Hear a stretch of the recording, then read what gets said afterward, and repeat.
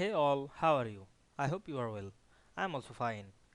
Learn how to lock and freeze header and footer areas in your documents using Microsoft Word so they stay fixed, consistent, and professional across every page.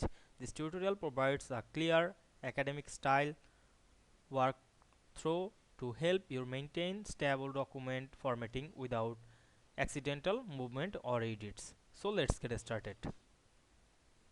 At first you have to open your document. We can see here assignment. Now I want to freeze header and footer. At first I added the header and footer.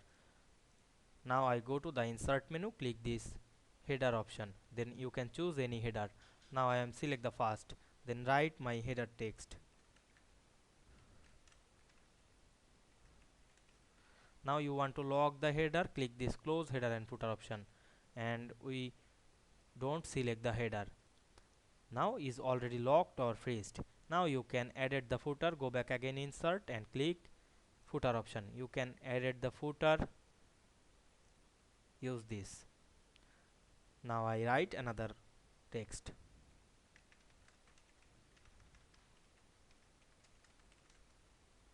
Then again click close header and footer. Now you can unfreeze this, double click on the header option. You can unfreeze the header and footer. Otherwise you can freeze this, double click on the page. I hope you understand this process. If this video helped you, don't forget to like, comment and subscribe my channel to get more than important video very soon. Thanks for watching.